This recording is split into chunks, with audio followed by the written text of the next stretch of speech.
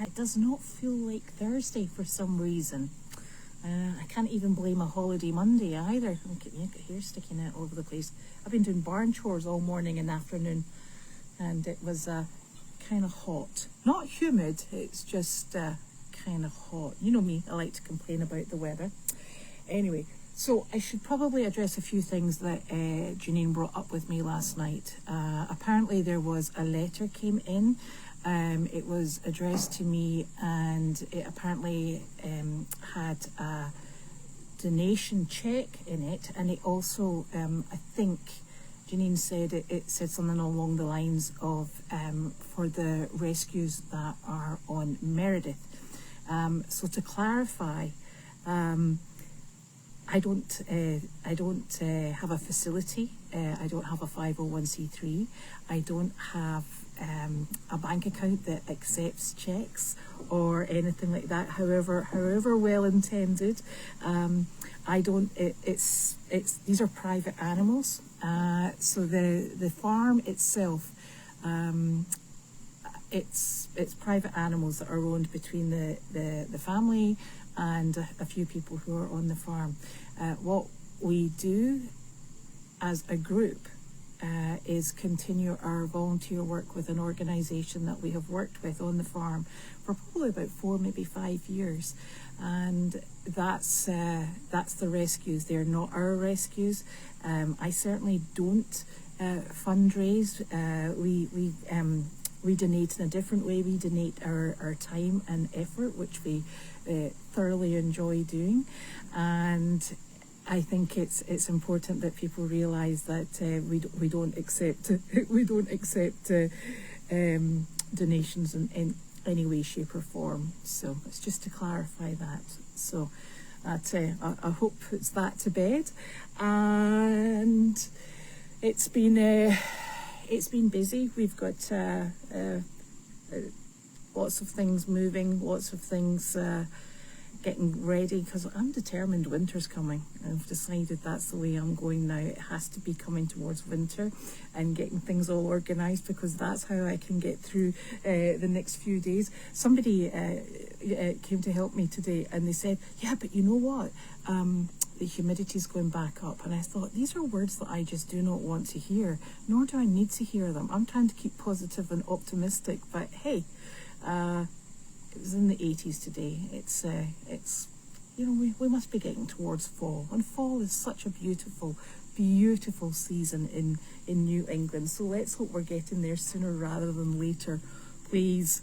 Anyway, the other thing that came up in conversation with a friend today, and this is such a peculiar thing, we were just sitting talking about all the things in nature that probably are maybe falling by the wayside now, and certainly I don't think if you ask my children that they would have heard of these little sayings.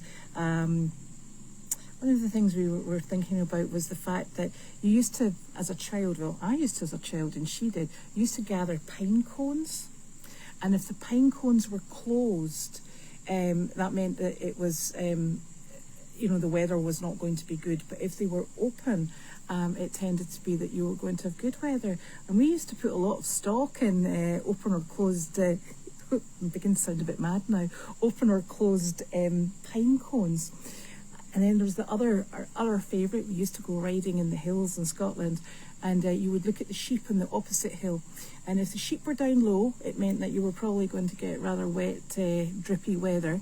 But if they were way up high, it tended to be that that you were going to have a really nice ride, and that the weather was going to be dry and sunny and lovely. And these are things that I think we need to try and keep living, although there's not a lot of sheep round about here. And one that I hadn't heard of, and I'm not sure if this is an American thing, is balsam fir.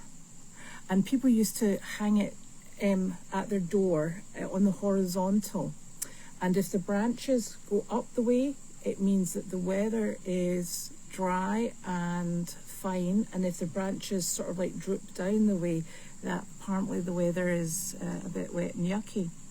So I'm not sure, that was a brand new one to me today. And also, we were talking about if you were watching flocks of birds, because we were watching the Canadian geese today. They're out in force at the moment because they must be gathering together to go somewhere.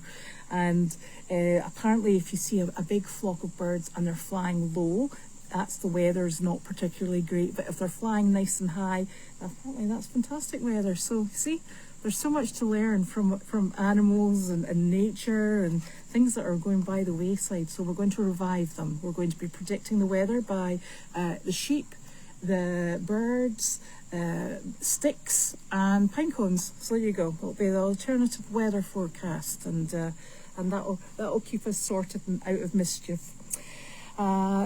The other thing that somebody very kindly sent an email regarding was, I think Goldie's is having a donkey something or other. What is it? It's not a donkey derby. I always get stuck with that. A donkey fest at some point, and somebody sent a really lovely email to remind people about spirit sticks. And I only vaguely know about spirit sticks. And she had mentioned it was actually Erin who's super at remembering things.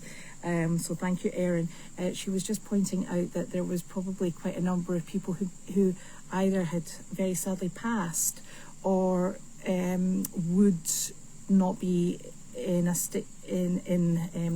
to make their own spirit sticks. So maybe people wanted to send some in to make sure that they were joining the festivities. And names that she came up with, there was Hilda, obviously, Jan Gerhold. Remember Jan used to send us our poo pickers with the sayings on them and $1. She was absolutely phenomenal. Kept us going at MailChat, I can tell you. I think Erin was hoping to make one for Betty. There's obviously Jane Worley, and I know that I just thought about this one. This is Wingate, because I know that Jeannie, she very definitely likes to try and take a video of the trash truck arriving and leaving in memory of Wingate, because apparently that was something she did. I didn't actually realise that, because I knew that Wingate used to take the picture at the end of the day, which was always lovely. So these are people, and I'm sure that everybody within the Goldies community actually has people that they would add in or reach out to see if they wanted help. So that might be a discussion you want to be having either on the Goldies website or the YouTube page, because although I presume it would be okay if people had more than one spirit stick, I don't think that would be a problem, really, to be honest. So, and it's my daughter's birthday at the weekend, and she has decided that she doesn't want a birthday cake. She wants cupcakes, but she doesn't want me to make them. How rude. And she wants to have a soup and stew party. And I don't know if this is a newfangled thing, but honest to goodness, so she wants to have leek and potato soup, and she wants me to make stew with enough potatoes in it, and she doesn't want me to put carrots in it. It has to be peas. I was like, okay, so that's obviously the going thing in 17-year-olds sort of like parties for birthdays, but who knew? But hey, there we go. So that's what I'm going to be doing. I'm going to have to make stew, so that's going to be super fun. I suppose it's something just a little bitty different. Unfortunately, in thinking about this, I've realised that all the recipes that I had in my personal cookbook that I think I'd probably started when I was about 10 have disappeared, and I cannot find them. And I'm quite disappointed, because there were some recipes that, you know, I used on a very regular basis, and some of them I think had been passed down. I'm not sure that they were all from the internet. So I'm going to have a think about where it could possibly be and go and search it out to see if I can find it. So that's something else to do. Otherwise, I'm going to have to start all over again and recreate my recipe book and actually start cooking. So And that's a big aim at this precise moment in time. I really want to start cooking because I think it's probably the healthiest way to eat, and I just need to get back on that bandwagon and keep going with it. So that will be fun. So I'm going to have a wee looky see if we have any questions. So please make sure that if you do have questions, just ask away, and I'll try my very best to A, read them, B, answer them. So here we go. Hello, Carla. Hello, Jane. I know. It's nice that everybody says hello to each other, Susie.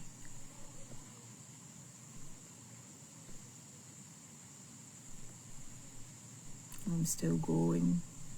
I'm still scrolling. Hi, Pat. And Enzo's still on the poop list. He's very... Did you find my recipes? Oh, my goodness. Thud. Thud. Look. There you go. Heard you moaning. Heard me moaning. Thanks very much, darling. Oh, wow. Nick! It's actually a blue book. Hardback book. This is just my collection of... Okay, sorry, but this is wonderful. You're Thank you. Well, look at this. Oh my goodness. You see? Look at these. These are chicken curry. And, oh, this is funny, guys. So I keep all these things.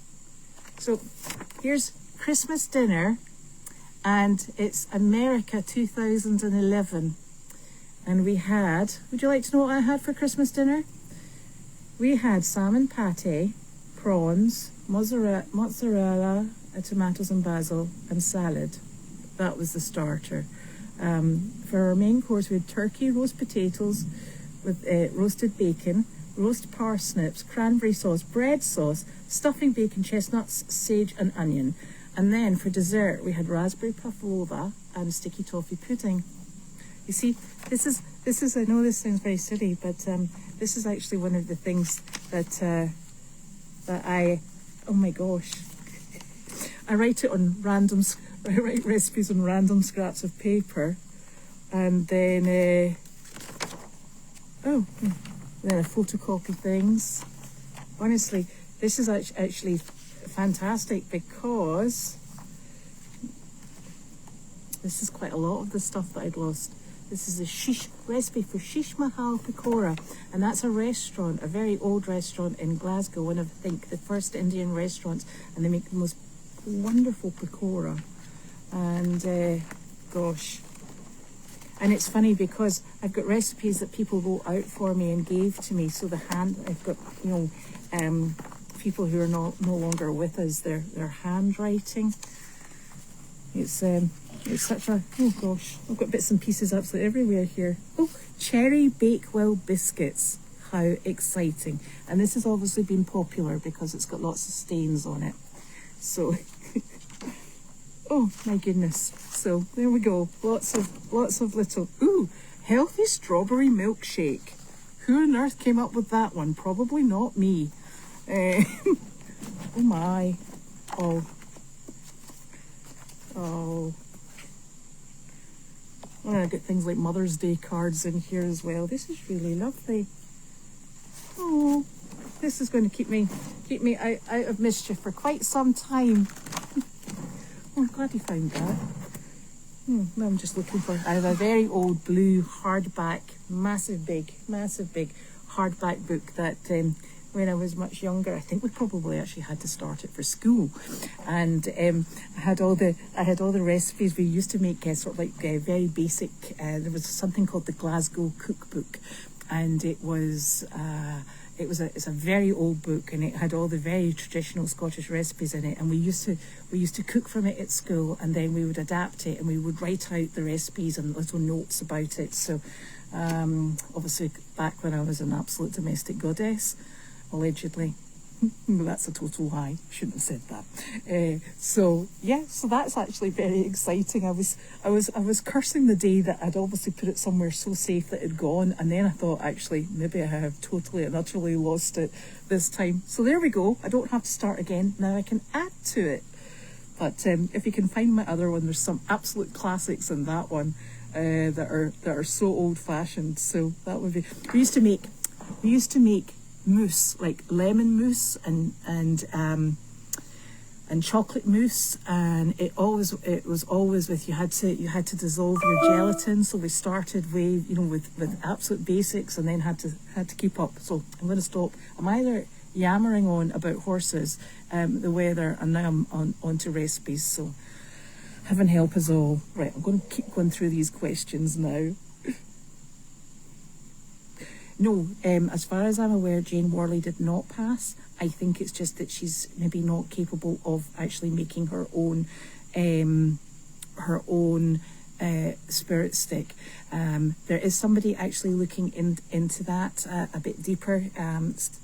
So that's as soon as there's any shareable news, obviously that will be shared amongst you.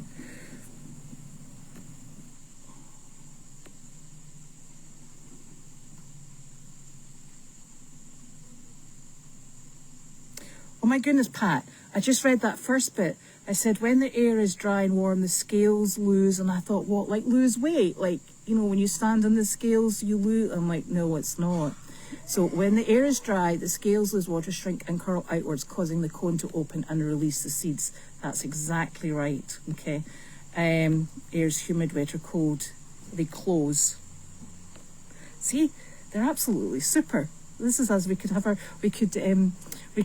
back to the old way of doing things. Forget long range weather maps and satellites. We've got this covered, I think.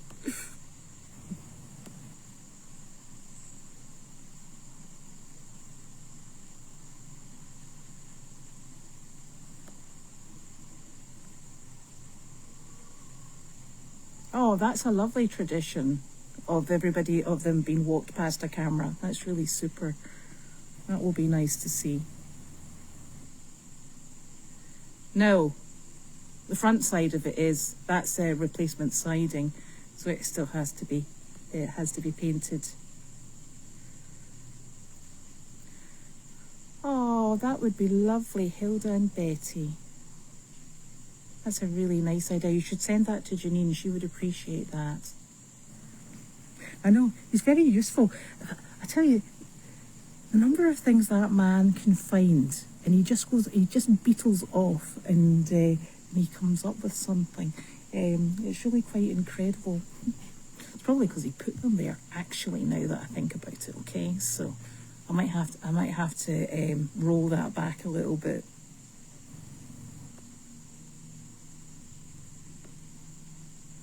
Yeah, I think so this is, let me see. This one's only about, I think that one's only maybe about, that's about 10 years worth, that. I actually have, I have many more. And I've come to the conclusion that cookbooks are a fantastic thing, but such a waste of space and whatever, because quite frankly, there's only one or two recipes that you ever really follow. And then I tend to write them down and then lose them. But, and you can find so many things on the internet now. So it's, yeah. So I should probably actually rehome all my cookbooks. And I've got cookbooks from years back. I think when I was growing up, I was that odd bod. I used to avidly read books about the natural world, horses, and cookbooks and DIY. I quite like a good DIY book. And in fact, last night I was reading a book about horse feet, because I'm looking at tendon function, because I think I've got a horse that maybe needs a little bit of attention in the old tendon department. So I'm looking for ways to support that. See, so boring. I think I must actually be a very old age geek, but hey ho, can't be helped. Cheeky one, Nick. He said, I won't get any productivity out of her for weeks now. But you might get meals. And you see, that's the one thing that Nick really just can't do, because he is terrified of cooking, and quite frankly, we're terrified of what he cooks.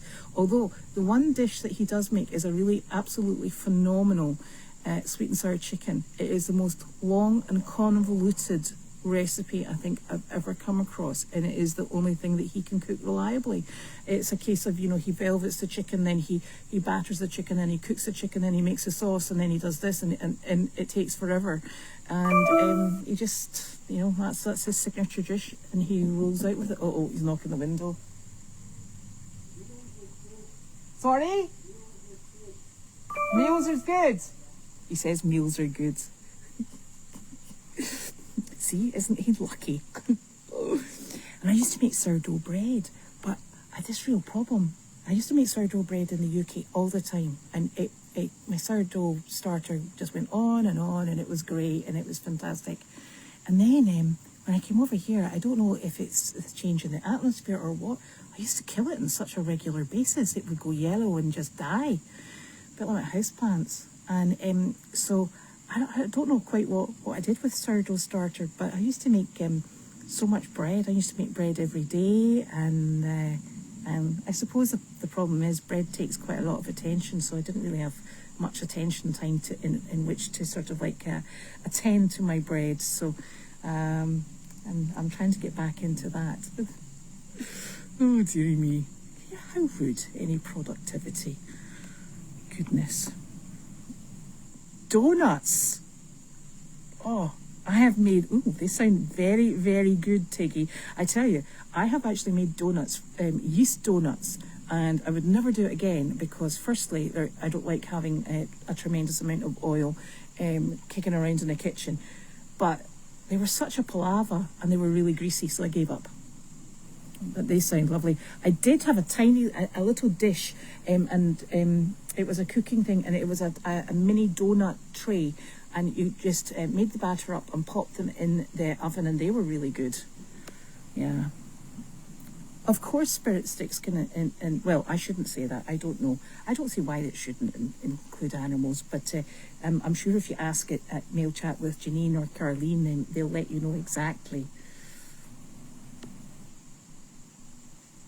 Oh, then, there you go. Jerry's answered it. They can be absolutely anything. That's lovely.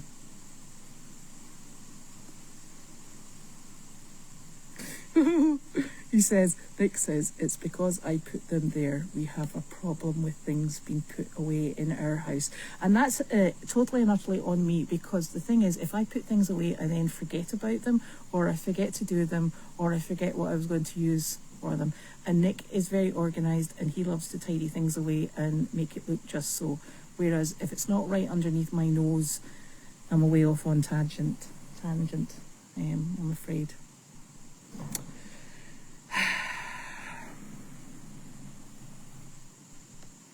I think my daughter would be absolutely horrified, Carla, to look at the state of those. Yeah.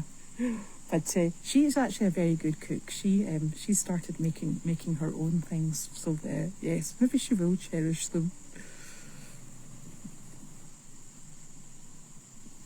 That was a good one, Pam. Pat made a spirit stick of poo pickers.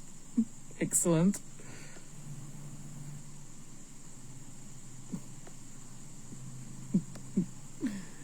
Oh dear. Oh, that jumped up there.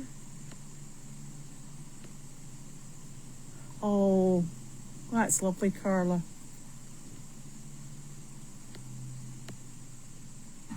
He'd come into your house to make donuts. A travelling donut maker. That's better than a private chef, honestly. I'm still waiting. Apparently they've lifted the travel ban on haggis, and I'm still waiting to see whether or not I find one, and if it's anything like what it used to be in Scotland. And we not only ate haggis in its traditional form, we used to have haggis pakora, we had haggis fritters, you would have mashed potato with haggis through it. It was just lovely stuff. And you see, it's one of these things that I think if I served it up to Sophie, she'd have an absolute fit. But I thought it was wonderful. And this internet, it's a terrible thing. I was following something, and I don't know what I've done to this bit here. It's obviously upset. I was following something that was a Scottish larder sort of thing, and it showed all the sausages and oh, I thought, gosh, this is taking me back big time. That's a good one.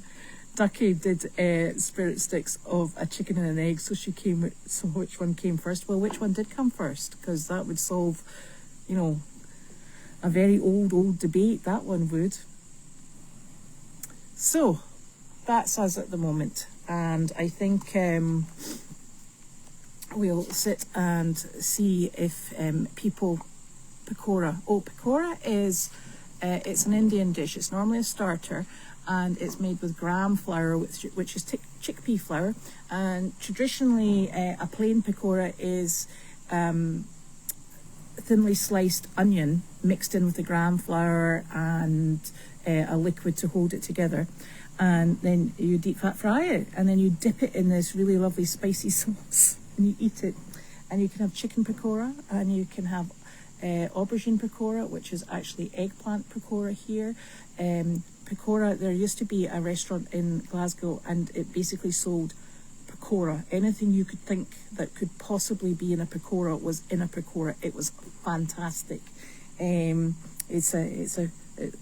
was a very, very special place. But we have made pakora in the house, but the problem with pakora is, again, it's deep fat fried, and I don't own a deep fat fryer, nor do I want to own one, because I'm trying to eat really, really, really healthily, and there's a lot of spare fat kicking around, so we're just going to leave that. So maybe it's a very traditional Scottish thing, I don't know, Indian thing, I don't know.